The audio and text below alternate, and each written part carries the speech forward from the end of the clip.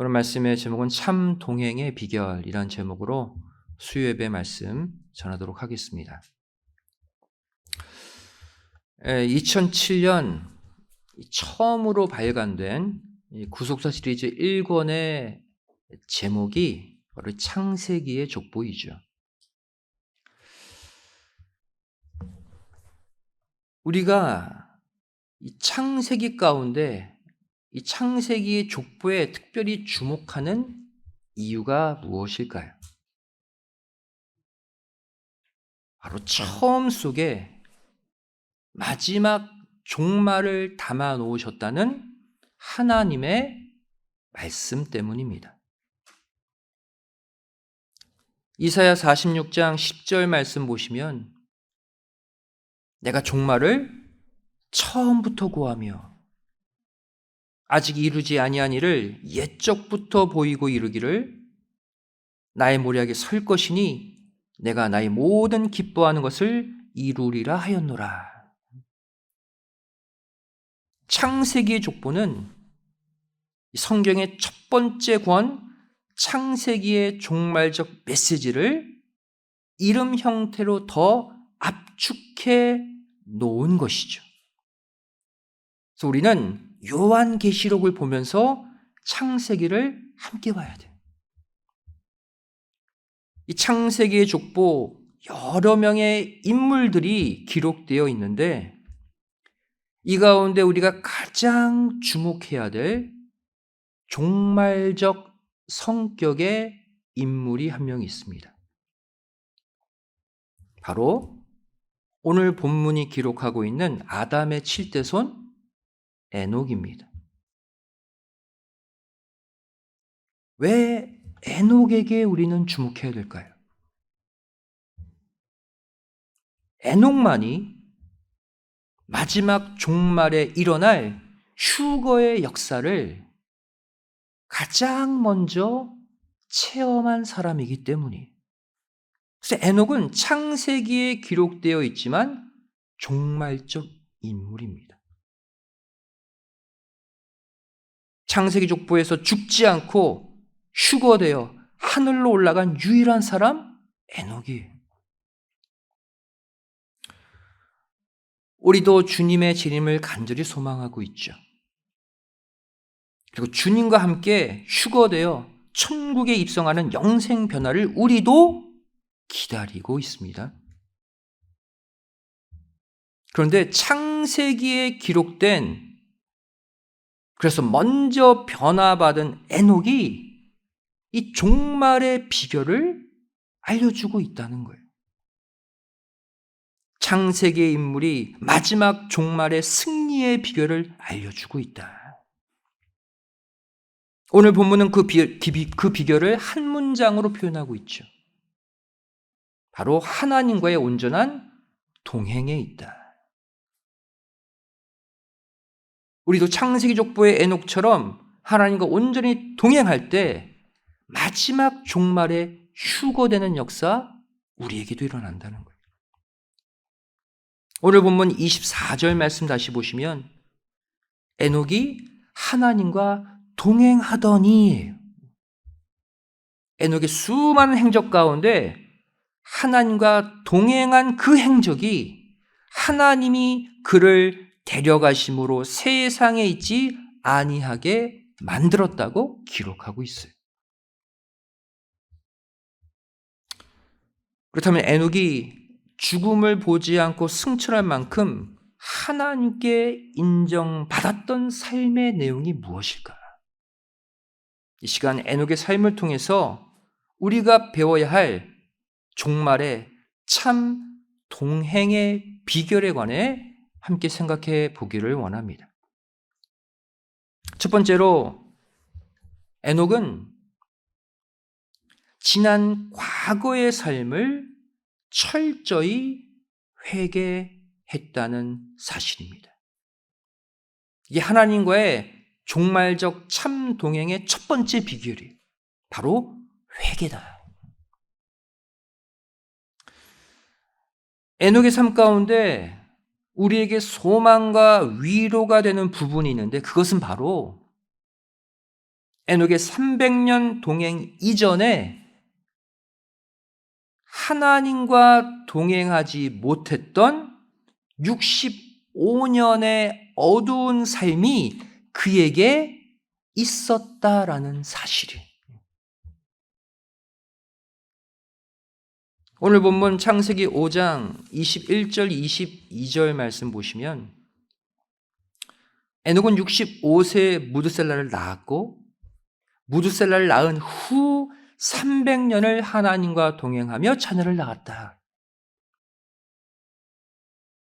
여기서 우리가 주목해야 될 내용은 에녹의 300년의 동행이 아니라 그 이전에 하나님과 동행하지 못했던 65년의 그 어둠의 삶을 에녹이 과연 어떻게 청산했느냐 하는 것입니다. 이것이 더 중요한 사실이라는 거예요. 마태복음 5장 26절에 예수님이 분명히 말씀하셨죠. 진실로 내게 이르노니 내가 홀이라도 남김이 없이 다 갚기 전에는 결단코 거기서 나오지 못하리라. 거기가 어디예요? 사망의 구덩이죠. 이처럼 성경은 솜털 같은, 먼지 같은 작은 죄 하나만 남아 있어도 절대로 죽음의 형벌에서 벗어날 수 없다고 말씀하고 있어요. 에녹도 예외가 아니죠. 즉 에녹이 죽지 않고 산채로 하늘로 올라갈 수 있었던 그 비결은 300년 동안의 동행만으로는 불가능했다는 거예요. 그 전에 뭐가 남아있어요? 65년에 어마어마한 죄악의 삶이 아직 남아 있었다는 거예요. 즉 에녹은 하나님과 300년간 동행하면서 이 기간 동안 무엇까지 했느냐? 하나님과 동행하기 이전에 살았던 그 65년의 캄캄한 삶, 죄악의 삶을 놓고서 하나님께 철저히 회개했다는 사실입니다. 에녹의 300년 동행 안에는 65년의 죄를 청산하는 눈물겨운 회개가 있었다는 거예요. 시편 7편 12절은 분명히 말씀하고 있죠. 사람이 회개치 아니하면 저가 그 칼을 가르시며 그 활을 이미 당기어 예비하셨도다. 이 말씀대로라면 에녹이 지난 65년의 어둠의 삶을 해결하지 않고서는 절대 산채로 승천받을 수 없었다는 거예요. 죽음 가운데 에녹도 들어갈 수밖에 없는 거예요. 살아서 승천했다? 65년의 죄를 에녹은 회개로 청산을 끝냈다는 거예요. 사도행전 8장 22절은 또 말씀하고 있죠. 그러므로 너의 이 악함을 회개하고 주께 기도하라. 혹 마음에 품은 것을 사하여 주시리라. 우리 죄 사함을 받는 비결은 하나밖에 없어요. 우리의 악함을 회개하는 기도를 올리는 것밖에 없습니다. 이처럼 우리가 간절히 소망하는 휴거의 역사, 영생 변화의 역사는 바로 내 안에 남아있는 조그만 죄악까지도 용납하지 않는 철저한 회개로부터 시작됩니다. 현재 우리가 영생 변화의 말씀을 받는다고 하면서도 마음이 기쁘지 않고 마음이 늘 캄캄하고 신앙생활에 의욕이 없는 이유가 무엇입니까? 영생 변화의 출발점인 철저한 회개 생활이 안 되고 있기 때문이라는 거예요. 현재 받고 있는 빛의 말씀이 문제가 아니라 내 마음에 여전히 어둡고 의욕이 떨어지는 것은 과거에 청산하지 않은 죄 때문이라는 거예요. 사도행전 3장 19절은 분명히 말씀하고 있죠. 그러므로 너희가 회개하고 돌이켜 너희 죄 없이함을 받으라. 그러면 어떠한 마음 상태로 바뀐다? 이같이 하면 유쾌하게 되는 날이 주 앞으로부터 이룰 것이요 그랬죠. 이 말씀이 거짓말이 아니잖아요. 진짜 회개해서 죄 없이함을 받으면 마음이 상쾌해진대요. 마음이 가벼워진대요. 소망과 기쁨이 절로 넘친다는 거예요. 여러분, 올해가 가기 전에 내 안에 남아있는 죄악의 조그만 찌꺼기까지도 회개로 다 털어내시고 하나님과의 온전한 동행을 다시 출발하시기를 주님의 이름으로 간절히 축원드리겠습니다. 두 번째로 우리가 종말에 에녹처럼 하나님과 참 동행할 수 있는 비결이 무엇인가? 에녹은 300년 동안 계속적으로 말세의 복음을 외쳤다는 사실입니다. 계속적인 복음 전파, 이게 참동행의 두 번째 비결이에요. 에녹이 하나님과의 동행 끝에 살아서 승천할 수 있었던 첫 번째 이유가 동행하지 못했던 지난 65년의 삶을 철저히 회개했기 때문이라면 그 두 번째 이유는 동행의 시작점에서 받았던 심판의 계시를 쉬지 않고 전파했기 때문입니다. 유다서 1장 14절, 15절 말씀 보시면 에녹이 외쳤던 종말의 메시지가 기록되어 있죠. 아담의 7세손 에녹이 사람들에게도 대하여도 예언하여 이르되 보라 주께서 수만의 거룩한 자와 함께 임하셨나니 이는 무사람을 심판하사 모든 경건치 않은 자의 경건치 않게 행한 모든 경건치 않은 일과 또 경건치 않은 죄인의 죽기에 거스르한 모든 강팍한 말을 인하여 저희를 정죄하려 하심이라 하였느니라. 에녹이 외친 게 뭐예요? 마지막 때 주님 재림하실 때 경건치 않는 말과 행동을 심판하실 거다. 심판의 메시지. 아담의 7대손 에녹이 받았던 이 심판의 계시는 이중적으로 성취되는 이중 예언입니다. 그래서 1차적으로는 언제? 노아 당시 임한 홍수 심판으로 성취되었어요. 하지만 이 예언은 궁극적으로 주의 재림 때 최종적으로 성취되어질 예언입니다. 바로 에녹의 예언과 예수님의 종말의 예언을 비교해 보면 딱 맞아요. 앞서 읽은 유다서 1장 14절 15절 말씀 보시면 에녹이 이렇게 외치죠. 보라 주께서 그 수만의 거룩한 자와 함께 임하셨나니 과거형으로 표현되어 있어요. 에녹에겐 이미 주님이 임했죠. 그리고 경건치 않은 말과 행동을 심판하실 것이다. 근데 마태복음 16장 27절 말씀 보시면 예수님이 재림 때를 이렇게 예언하십니다.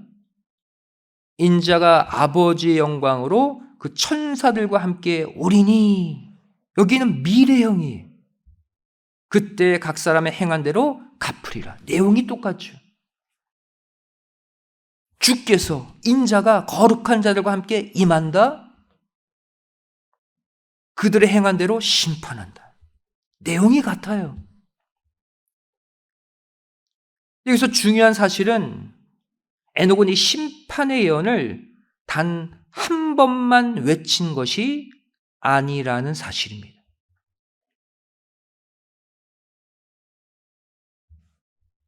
예언하여 이르되 그랬어요. 그래서 예언하여라는 단어는 헬라어 프로페티오, 예언적인 계시를 하다라는 단어입니다. 이 프로페티오에 단순 과거형을 쓰고 있어요. 즉 이 예언적 계시는 과거에 딱 한 번 했다는 거예요. 근데 이르되 그랬죠. 이르되는 헬라어 레고, 말하다라는 동사에 현재 분사형을 쓰고 있어요. 현재 분사형은 무엇입니까? 과거 어느 시점부터 했던 행동을 지금까지 멈추지 않고 계속한다라는 용법이죠.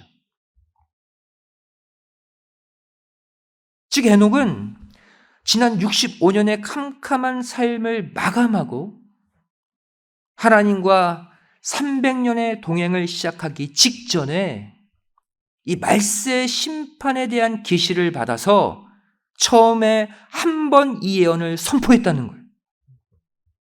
프로페티오의 단순 과거형이죠. 그런데 그 다음에 이 심판의 내용을 쉬지 않고 계속적으로 또 전파해 갔다는 사실입니다.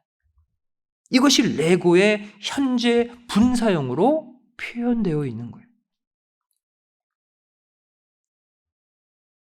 이 사람은 자신이 깨달은 중요한 심각한 진리를 외치는 순간만큼은 절대로 다른 생각을 하지 않습니다. 그 외치는 진리에 올인하게 되어 있죠. 문제는 뭐냐? 그 내용을 계속해서 외치지 않고 중단하는 순간, 멈추는 순간 다른 생각이 들어오고 하나님과의 동행도 멈춰지게 된다는 거예요. 에녹이 300년간 하나님과 쉬지 않고 동행하다가 죽지 않고 승천한 비결, 바로 300년 내내 에녹이 뭐 했기 때문이다? 자신이 받은 심판의 복음을 쉬지 않고 레고의 현재 분사형으로 외치고 또 외쳤기 때문이라는 거예요. 300년 동안 이 복음을 계속해서 외쳤다는 거예요.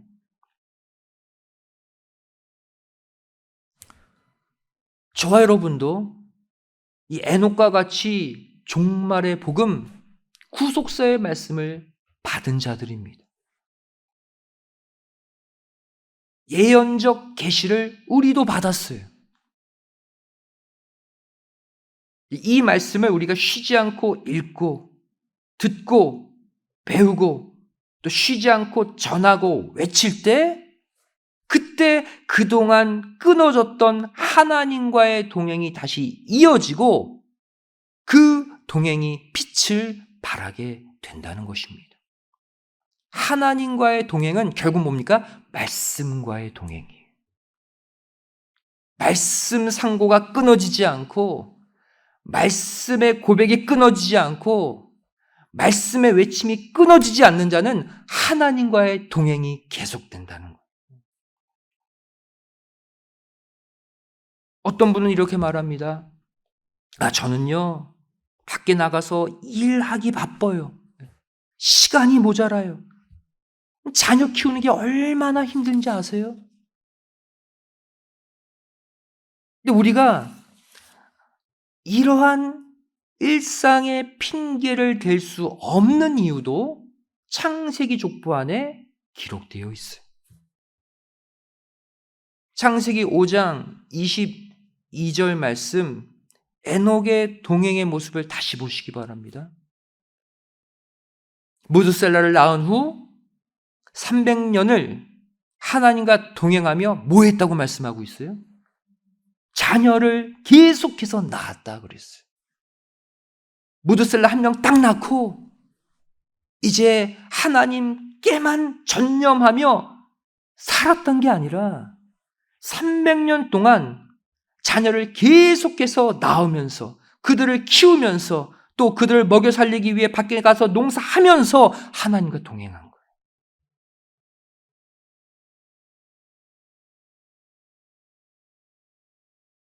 앞서 말씀드린 것과 접목해 보면 에녹은 300년 동안 자녀를 낳고 키우면서도 계속해서 자신이 받은 심판의 복음을 외치고 또 외쳤다는 거예요.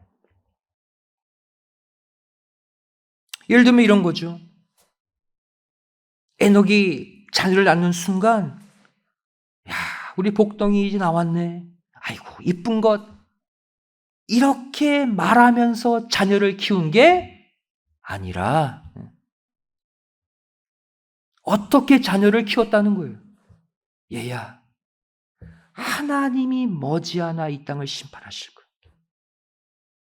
너의 말과 너의 행동을 늘 조심해야 한다. 아빠가 널 위해 항상 기도할 거야. 우리 날마다 기도하고 날마다 깨어있자. 이렇게 에녹은 자녀가 태어날 때마다 300년 동안 자녀를 낳을 때마다 동일한 심판의 말씀을 이들에게 계속해서 가르쳤다는 사실이.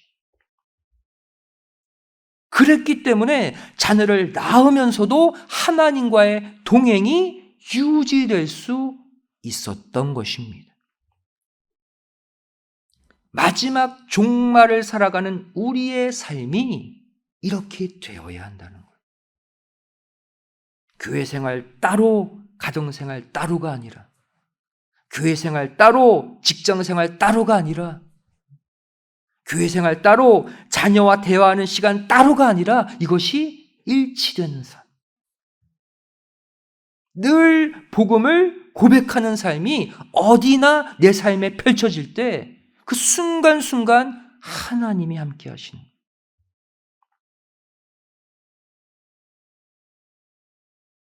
이 시간 에녹의 동행을 본받으려는 저와 여러분도 이제 결심해야 할 줄 믿습니다.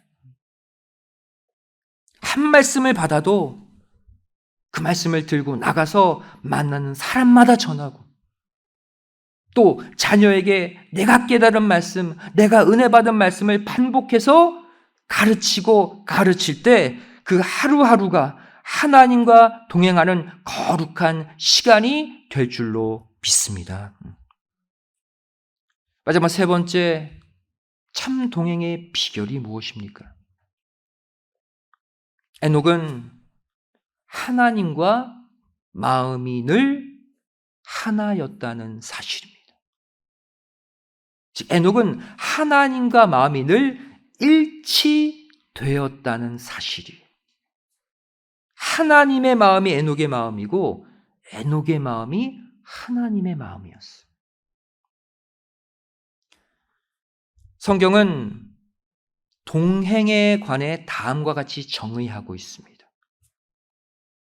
아모스 3장 3절이죠. 두 사람이 의합지 못하고야 어찌 동행하겠느냐. 의합, 무슨 뜻입니까? 뜻이, 마음이 하나가 되다. 성경이 동행을 이렇게 정의했다면 에녹이 하나님과 300년간 동행했다? 무슨 뜻입니까? 에녹이 하나님과 300년 동안 뜻이 하나였다는 거예요. 마음이 하나였다는 거예요. 사도행전 13장 22절 말씀 보시면 하나님과 의합, 마음이 하나가 된 또 다른 인물이 나오죠. 내가 이새의 아들 다윗을 만나니 뭐다? 내 마음에 합한 사람이라. 나와 의합된 사람이다. 내 뜻을 다 이루게 하리라. 하나님의 뜻이 다윗의 뜻이었대요. 이 말은 다윗도 하나님과의 참 동행을 했다라는 거예요.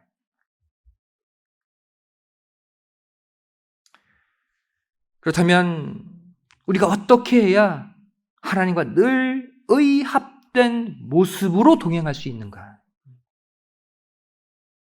하나님과 늘 같은 마음이 되고 싶죠. 근데 안 되잖아요. 하루 이틀 세상에서 고민하다 보면 어느 순간 하나님과 마음이 멀어져 있어. 틀어져 있어. 그게 우리의 삶 아닙니까?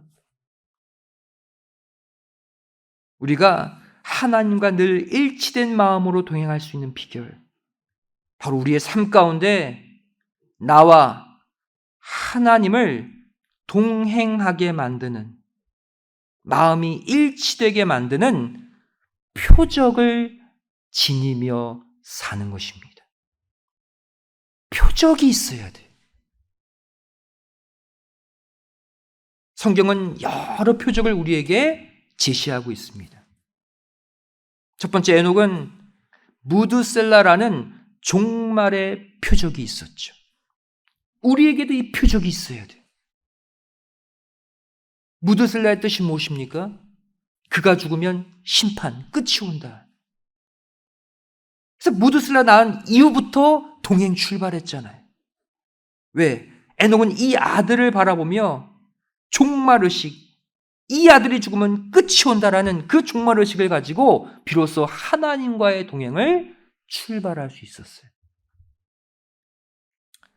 우리도 끝을 볼 때 동행이 가능합니다.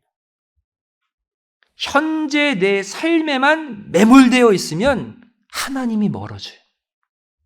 하지만 하나님과 나와의 마지막 끝을 생각하면 내 형편이 어떠하다 할지라도 동행이 가능한 거예요. 두 번째, 요셉이라는 인물은 므낫세라는 용서의 표적이 있었습니다. 그래서 그 환난을 이겨낼 수 있었어요.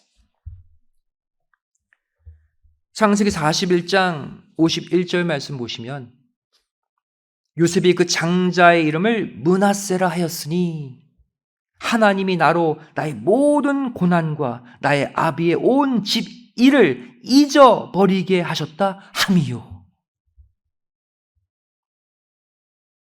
이처럼 요셉에게는 잊어버림이라는 뜻의 므낫세의 아들이 있었기 때문에 아버지 야곱이 죽은 후에도 자신을 죽이려 했던 형제들에게 복수하지 않을 수 있었어요. 그 아픔을 잊어버릴 수 있었어요.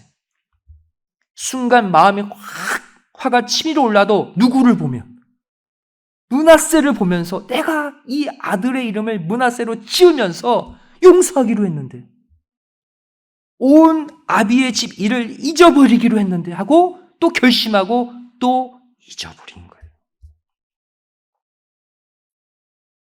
결국 이 용서의 표적은 요셉으로 하여금 만인간의 죄를 아가페 사랑으로 다 용서해 주신 예수님의 예표자로 쓰임받게 만들었습니다. 요셉을 예수님의 그림자로 만들어준 그 아들이 므낫세. 세 번째로, 엠마오로 내려간 두 제자는 예수님이 풀어주신 말씀의 표적이 있었습니다. 이 표적 때문에 다시 예루살렘으로 올라갈 수 있었어요. 예수님의 죽으심에 낙심했던 두 제자가 엠마오로 내려가는 모습. 이것은 분명 주님과 동행하지 못하는 모습이죠. 주님은 실패했다고 내려간 거예요. 하지만 부활하신 예수님을 만나 다시 예루살렘으로 올라가는 두 제자의 모습은 분명 예수님과 다시 동행을 시작한 모습이죠. 이러한 대반전의 역사가 가능할 수 있었던 이유, 바로 이들 안에 예수님이 풀어주신 말씀의 표적이 생겨났기 때문입니다. 말씀이 풀어지고 깨달아지면 그것은 하나님과의 동행을 출발하는 동력이 돼요. 표적이 되는 거예요. 누가복음 24장 32절, 33절이 말씀하고 있잖아요. 저희가 서로 말하되 길에서 우리에게 말씀하시고 우리에게 성경을 풀어주실 때에 우리 속에서 마음이 뜨겁지 아니하더냐 하고 곧 그 시로 일어나 예루살렘으로 돌아갔다. 하나님의 품으로 돌아간 거예요. 하나님의 사역지로 돌아간 거예요. 하나님과의 동행으로 돌아간 거예요. 마지막 네 번째로 사도 바울은 십자가라는 고난의 표적이 있었습니다. 우리가 이 표적까지 가지고 있어야 돼요. 갈라디아서 6장 17절에 바울이 당당하게 외치죠. 이후로는 누구든지 나를 괴롭게 말라. 내가 내 몸에 누구의? 예수의 흔적을 가졌노라. 예수의 표적, 십자가 고난의 표적을 가졌다고 외치고 있죠. 이 고난의 표적이 바울 안에 있었기 때문에 그는 어떤 핍박과 고난을 당해도 내가 예수님보다는 못한 고난을 받고 있지 않느냐. 예수님은 더 큰 고난을 받으셨는데 예수님의 십자가 고난의 흔적을 가지고 끝까지 예수 십자가를 전할 수 있었어요. 고난을 두려워하지 않을 수 있었다는 것이죠. 사랑하는 성도 여러분, 이 시간 저와 여러분은 하나님과의 참 동행을 하기 위해 현재 어떠한 표적을 지니고 있습니까? 에녹과 같은 종말의 표적, 요셉과 같은 용서의 표적, 엠마오를 향한 두 제자와 같은 말씀 깨달음의 표적, 사도 바울과 같은 고난과 희생의 그 깊은 표적까지. 이 시간 아버지 하나님은 당신의 자녀 삼은 우리와 함께 참 동행을 다시 하시기를 원하고 계십니다. 캄캄했던 지난 과거의 삶, 주시는 말씀 가지고 다 회개하고 종말의 복음, 구속의 말씀 쉬지 않고 전파하고 신앙의 표적 내 마음에 꽉 찐인 채 하나님이 이루어 가시는 구속의 길을 함께 우리도 걸어가기를 지금 원하고 계셔요. 이 시간 이런 하나님의 간절한 마음과 우리의 간절한 마음이 서로 의합되셔서 변화 영생을 향한 거룩한 동행 끊어지지 않고 계속 이어가시기를 주님의 이름으로 간절히 축원드리겠습니다. 기도하시겠습니다. 사랑 많으신 아버지 하나님, 오늘 창세기의 족보 에녹의 동행을 통해 마지막 종말에 우리가 해야 할 참 동행을 깨닫게 하여 주심에 감사드립니다. 저를 지금 이 시간 우리 마음에 어떠한 표적이 있습니까? 아버지 하나님이 우리에게 원하시는 그 종말의 표적, 그 누구도 용서할 수 있는 용서의 표적, 하나님의 말씀을 깊이 있게 깨달아 하나님만 바라보게 하는 그 표적, 아버지 하나님의 말씀을 위해서라면 그 어떠한 희생, 고난도 감수하겠다는 십자가의 표적, 내 마음 깊이 새겨 주셔서 어떠한 상황, 어떠한 형편에서도 하나님의 오른손을 놓지 않는 진정한 동행의 사람들이 되게 하여 주시옵소서. 믿사오며 사랑 많으신 예수님의 이름으로 간절히 기도드리옵나이다. 아멘. 하나님과 함께 있습니다.